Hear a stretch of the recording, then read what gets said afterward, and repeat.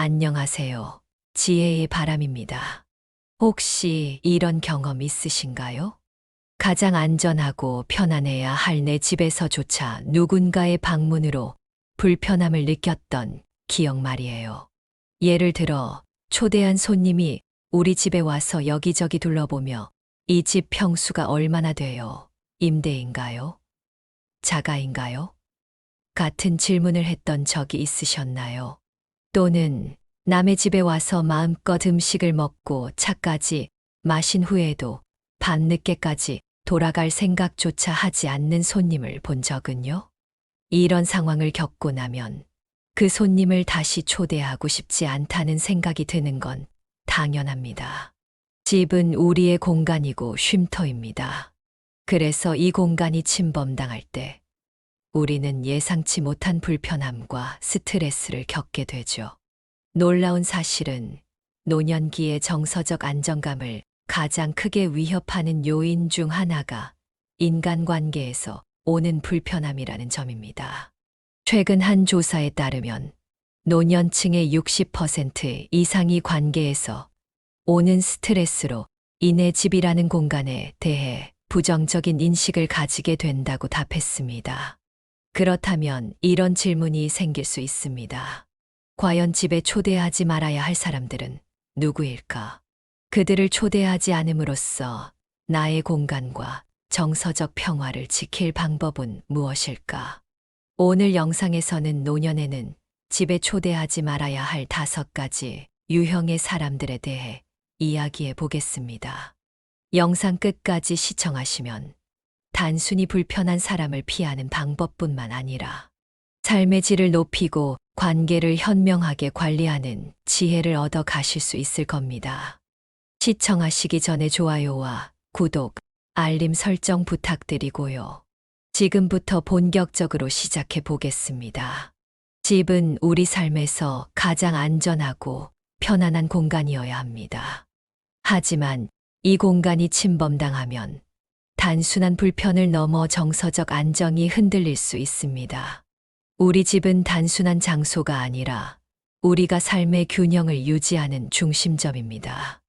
얼마 전 한 친구의 이야기가 떠올랐습니다. 친구가 3살 배기 손자를 데리고 집에 놀러 왔어요. 처음엔 손주를 보는 게 귀엽기도 하고 오랜만에 친구와 대화하는 게 좋아서 반가운 마음이었죠.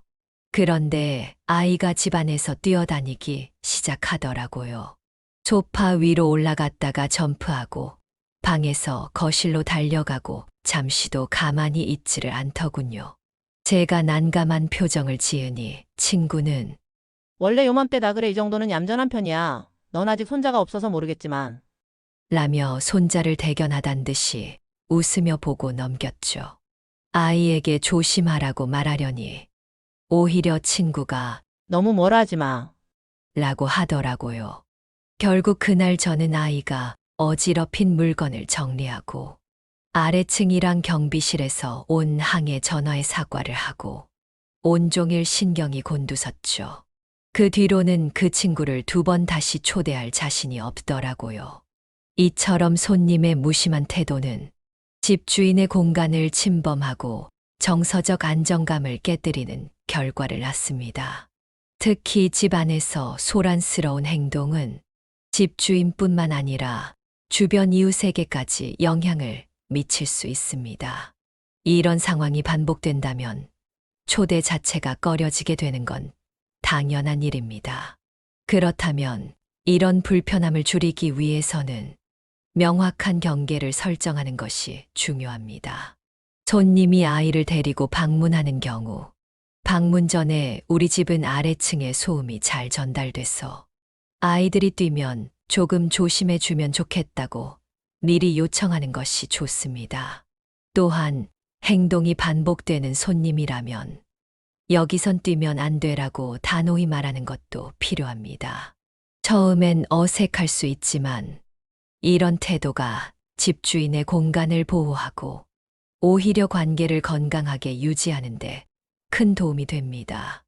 손님이 집에 와서 냉장고를 열거나 서랍을 뒤지는 모습을 본 적이 있나요?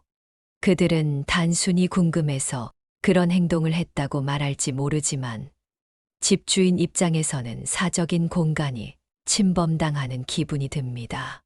이런 행동은 집이라는 안전지대의 의미를 흐리게 만들고 스트레스를 쌓이게 합니다. 결국 집은 단순한 물리적 공간이 아니라 우리의 정서적 평화를 유지하는 소중한 쉼터입니다. 이 공간을 지키는 것은 곧 자신을 지키는 일이며 경계를 명확히 하는 태도는 관계와 삶의 질을 모두 높이는 중요한 선택임을 기억하세요. 관계에서 오는 감정적 소모는 특히 노년기에 큰 영향을 미칩니다. 우리의 정서적 안정과 에너지는 제한적이기 때문에 우리를 지치게 하는 관계를 지혜롭게 조율할 필요가 있습니다.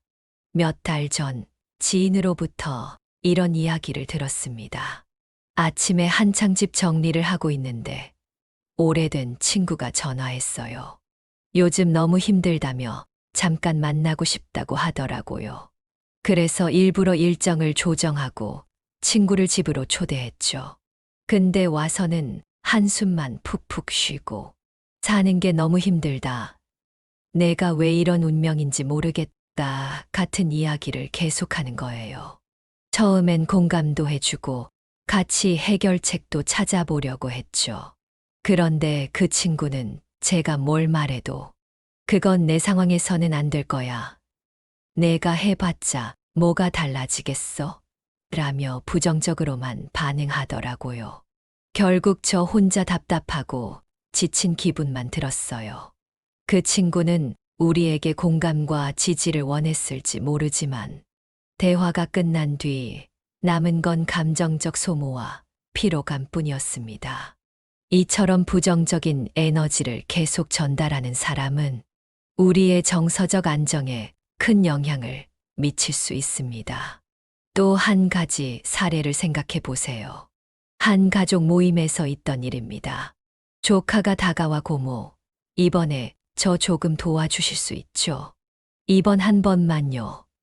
라고 부탁을 하더랍니다.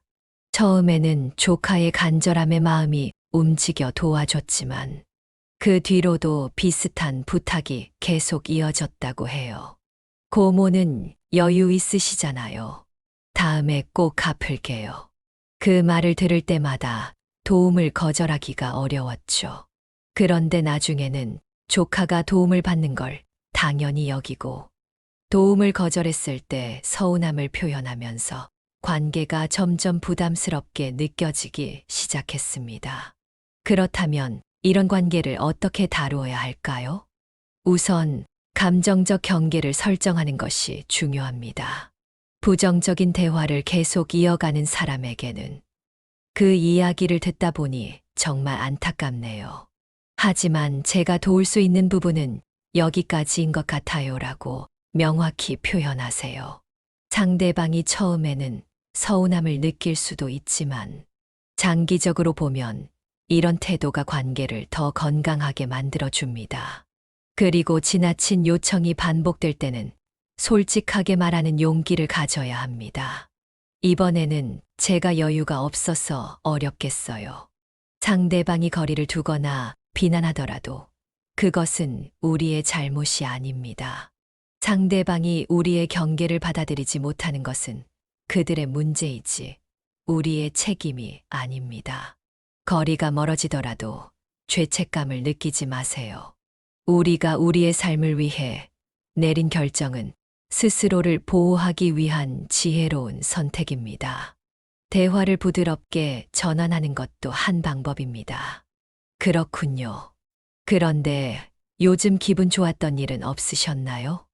이런 질문은 상대방이 부정적인 이야기에서 벗어나도록 도와줄 수 있습니다. 그렇다고 상대방의 모든 문제를 해결하려고 애쓸 필요는 없습니다. 우리가 해야 할 일은 스스로를 지키며 긍정적인 관계를 유지하는 방향으로 대화를 이끄는 것입니다. 결국 관계는 서로 에너지를 주고받는 상호작용입니다. 우리의 정서적 안정과 에너지를 위해 소모적인 관계를 멀리하고 건강한 거리를 유지하는 것은 삶의 질을 높이는 중요한 지혜입니다. 스스로를 지키는 선택은 잘못이 아니라 더 나은 삶을 위한 올바른 결정이라는 점을 잊지 마세요. 다음은 경제적 문제와 신뢰 관리에 대해 이야기해 보겠습니다. 삶의 질을 지키면서도 관계를 보호할 수 있는 방법을 함께 알아보시죠. 노년기의 경제적 안정은 우리의 삶을 지탱하는 중요한 기반입니다. 하지만 돈과 관련된 문제는 단순히 금전적인 손실로 끝나지 않고 우리의 신뢰와 관계를 흔드는 갈등으로 이어질 수 있습니다. 얼마 전 들은 이야기가 있습니다. 평소에도 자녀가 이런저런 부탁을 자주 하곤 했어요.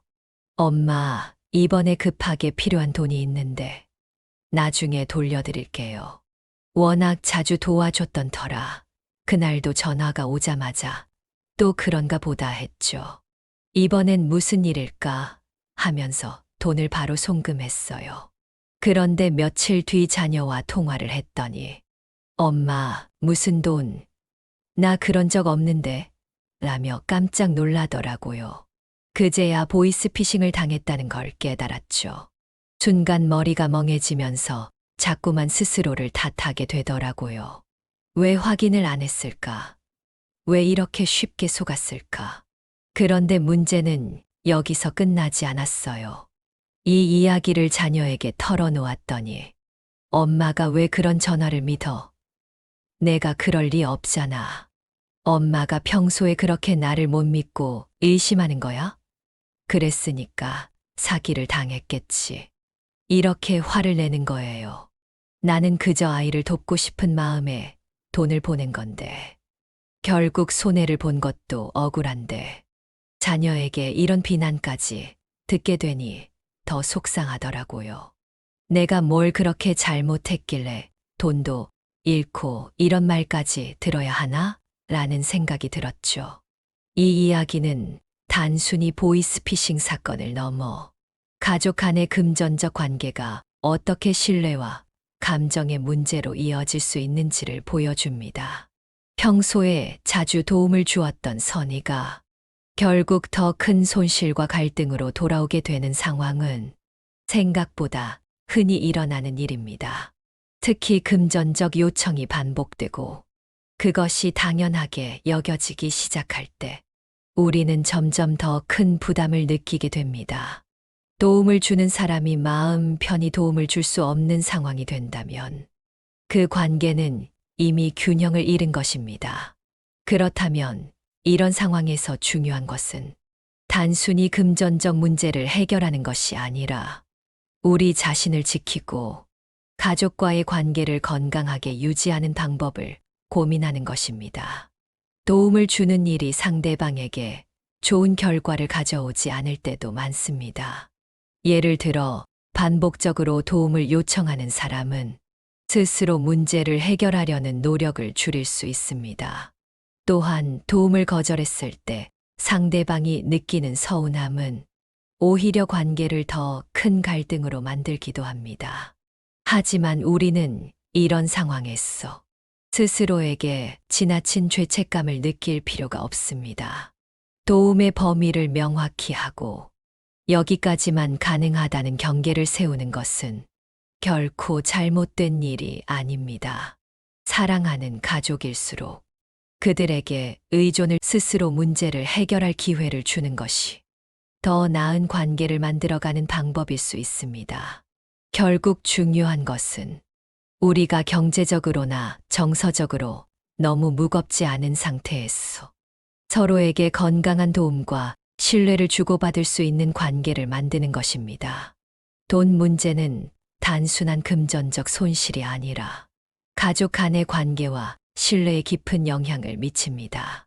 그러니 자신의 경제적 안정을 지키는 것은 곧 관계의 균형을 유지하고 나아가 가족 모두에게 더 나은 삶을 제공하는 방법임을 잊지 마세요. 노년기는 감정적 평화와 정서적 안정을 무엇보다 중요하게 여기는 시기입니다. 하지만 우리가 때로 간과하는 것이 있습니다. 가까운 사람들과의 대화 속에서도 작은 논쟁이 큰 갈등으로 번질 수 있다는 점이죠. 특히 정치, 종교, 자녀 교육 같은 민감한 주제는 언제든 갈등의 씨앗이 될 수 있습니다. 처음에는 단순한 의견 교환으로 시작된 대화가 점점 감정적으로 변하고 결국 서로 상처를 주는 결과를 낳을 수도 있습니다. 이런 상황이 반복되면 어떨까요? 분위기가 불편해지는 것을 넘어 관계 자체가 멀어질 수도 있습니다. 가까운 가족 모임이나 친구와의 대화 자리에서 불필요한 논쟁은 피하는 것이 가장 현명한 선택일 때가 많습니다. 그렇다면 갈등과 논쟁을 예방하기 위해 어떤 자세가 필요할까요? 먼저, 민감한 주제는 가급적 피하는 것이 좋습니다. 예를 들어, 정치 이야기가 나오면, 아, 그렇군요. 그런데 요즘 다른 흥미로운 소식은 없으세요? 이렇게 자연스럽게 대화의 방향을 돌릴 수 있습니다. 혹은 약간의 유머를 섞어 분위기를 부드럽게 만드는 것도 좋은 방법입니다. 또 하나 중요한 건 상대방의 의견을 존중하는 태도를 유지하는 겁니다. 내 의견이 맞다고 주장하기보다는 아, 그런 생각을 하실 수도 있겠네요. 라고 공감과 이해를 표현하면 대화가 훨씬 부드러워집니다. 심지어 동의하지 않는 상황에서도 상대의 입장을 인정해 주는 태도가 갈등을 막는데 큰 역할을 합니다. 그리고 논쟁이 감정적으로 치닫는 상황에서는 잠시 대화를 멈추는 것도 필요합니다. 감정이 격해질수록 상황을 더 악화시킬 가능성이 크기 때문에 잠시 이 주제는 나중에 이야기해 보는 게 좋을 것 같아요. 라고 조율하는 것이 좋습니다. 혹시 이런 생각이 들 수도 있습니다. 하지만 대화를 하다 보면 의견 차이는 자연스럽게 나오는 거 아닌가요? 맞습니다. 의견 차이는 자연스러운 일입니다. 하지만 그 차이를 어떻게 풀어나가는지가 관계를 결정짓는 중요한 요소입니다. 모든 대화가 반드시 결론을 낼 필요는 없습니다. 때로는 대화를 중단하고 각자의 의견을 존중한 채 마무리하는 것도 지혜로운 방법입니다. 결국 갈등과 논쟁을 예방하는 것은 불편한 상황을 피하는데 그치지 않습니다. 우리가 사랑하는 사람들과의 관계를 보호하고 더 평화롭고 안정적인 일상을 만들어 가는데 필수적인 지혜입니다. 특히 노년기에는 이런 지혜로운 대화법이 우리의 정서적 안정을 지키는데 큰 도움이 됩니다. 가족과 가까우면서도 적절한 거리감을 유지하는 방법 함께 알아보시죠. 가족은 우리가 가장 사랑하는 존재이자 인생에서 가장 중요한 부분입니다. 특히 노년기에는 가족과의 관계가 안정적일수록 삶의 만족도와 정서적 안정감이 높아지죠. 하지만 가까운 사이일수록 배려와 예의가 간과되기 쉽고 때로는 이런 사소한 무심함이 큰 갈등으로 이어질 수도 있습니다. 예를 들어 손님의 방문 시간이 무리하게 길어질 때가 있습니다. 처음에는 잠깐 들렀다 갈게요라고 했던 가족이 점심을 먹고 저녁까지 함께하고 디저트와 티타임까지 이어질 때 집주인은 언제 가려나라는 생각이 들면서 피로감이 쌓이게 됩니다. 가족 간 방문도 적절한 시간을 조율하고 서로를 배려하는 것이 필요합니다. 또 다른 예로 손주의 행동을 방치하는 경우가 있습니다. 손주가 소파와 침대 위를 뛰어다니며 집안을 어지럽히고 심지어 물건을 망가뜨리는데도 부모가 훈육하지 않을 때 집주인의 스트레스는 급격히 올라갑니다. 물론 아이의 행동은 자연스러운 일이지만 부모가 이를 적절히 조율하고 훈육한다면 집주인의 피로를 덜어줄 수 있겠죠. 가족인데 빈손으로 가도 괜찮겠지라는 생각으로 아무것도 준비하지 않고 방문하는 경우도 있습니다. 물론 가족이기에 형식적인 부담을 줄이고 싶을 수 있지만 작은 선물 하나라도 준비해 온다면 초대한 사람의 마음을 따뜻하게 만들 수 있습니다. 그 마음이 쌓여 더 건강하고 긍정적인 관계를 만들어 가는데 큰 역할을 합니다. 한편 개인적인 요청을 반복적으로 하는 경우도 있습니다. 이번 한 번만 도와달라는 말로 시작된 부탁이 점점 더 커지거나 부모의 노후 자금을 당연하게 생각하는 태도는 관계를 악화시킬 수 있습니다. 가족 간에도 서로의 한계를 존중하고 상대방이 부담되지 않는 범위에서 요청하고 도움을 주는 것이 건강한 관계의 기본입니다. 마지막으로 지인을 동반한 방문이 문제를 일으키는 경우도 있습니다. 오늘 친구랑 같이 가도 될까요? 라고 예고 없이 말하거나 심지어 미리 말도 없이 지인을 데려오는 행동은 집주인에게 큰 부담을 줄 수 있습니다. 가족 간의 방문일수록 기본적인 예의를 지키고 집주인의 동의를 구하는 것이 관계를 유지하는 데 필수적입니다. 결국 가족이라고 해서 모든 행동이 용인되는 것은 아닙니다. 오히려 가족이기 때문에 더 배려하고 존중해야 하는 부분이 많습니다. 서로의 독립성을 인정하고 적절한 거리감을 유지하며 필요할 때 솔직히 대화를 나눌 때 가족 간의 관계는 더욱 깊고 건강해질 수 있습니다. 가족은 우리의 든든한 지원군이자 인생에서 가장 소중한 존재입니다. 이들을 위해서 그리고 나 자신을 위해서라도 지혜롭게 관계를 조율하며 균형을 유지하는 것이 삶의 만족도를 높이는 핵심이 될 것입니다. 오늘 우리는 노년기에 집에 초대하지 말아야 할 5가지 유형의 사람들에 대해 이야기했습니다. 개인 공간을 침범하는 사람들, 감정적으로 소모를 유발하는 관계, 경제적 문제를 야기하는 상황, 불필요한 갈등과 논쟁을 초래하는 사람들, 그리고 가족과의 관계에서 발생하는 불편함까지. 이 모든 사례들은 결국 한 가지 공통점을 가지고 있습니다. 우리의 삶과 정서적 평화를 지키기 위해 관계를 현명하게 조율하는 것이 중요하다는 점입니다.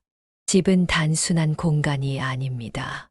그곳은 우리가 하루의 피로를 풀고 마음의 안정을 찾는 가장 소중한 장소입니다. 하지만 이 공간이 침범당하면 우리는 심리적으로 큰 부담을 느끼게 됩니다. 특히 노년기에는 에너지와 감정의 여유가 젊을 때만큼 풍부하지 않기 때문에 우리를 지치게 하는 관계를 줄이고 긍정적인 영향을 주는 사람들과의 관계에 집중해야 합니다. 한번 돌아보세요. 최근 초대했던 사람 중에 당신의 집을 편안한 쉼터가 아닌 스트레스의 원천으로 만든 사람이 있진 않았나요? 그렇다면 그들을 멀리하는 것은 단순한 회피가 아니라 자신을 지키고 삶의 질을 높이는 용기 있는 선택입니다. 물론 이런 결정을 내리는 데는 어려움이 따를 수 있습니다. 가까운 사람인데 너무 냉정한 게 아닐까?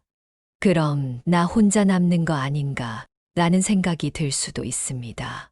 하지만 우리는 모든 관계를 유지하려 애쓰는 대신 건강한 경계를 세우고 그 안에서 서로를 존중하며 함께할 수 있는 사람들과 시간을 보내는 것이 더 중요합니다. 그리고 때로는 우리의 결정을 이해하지 못하거나 서운함을 표현하는 사람들도 있을 것입니다. 그렇더라도 스스로를 지키는 선택은 결코 잘못된 것이 아닙니다. 내 삶에서 가장 중요한 것은 바로 나 자신이라는 사실을 잊지 마세요. 관계는 삶의 행복을 결정짓는 중요한 요소입니다. 그렇기에 누구를 초대하고 어떤 사람과 함께 시간을 보낼지에 대해 신중히 선택하는 것이 삶의 질을 높이는 가장 간단하면서도 효과적인 방법입니다. 건강한 경계와 지혜로운 선택을 통해 집이라는 소중한 공간을 우리의 마음이 쉴 수 있는 진정한 쉼터로 만들어 보세요. 오늘 영상이 도움이 되셨다면 좋아요와 구독, 알림 설정 부탁드리며 앞으로도 더 유익하고 공감 가는 이야기를 들고 찾아오겠습니다. 지금까지 지혜의 바람이었습니다.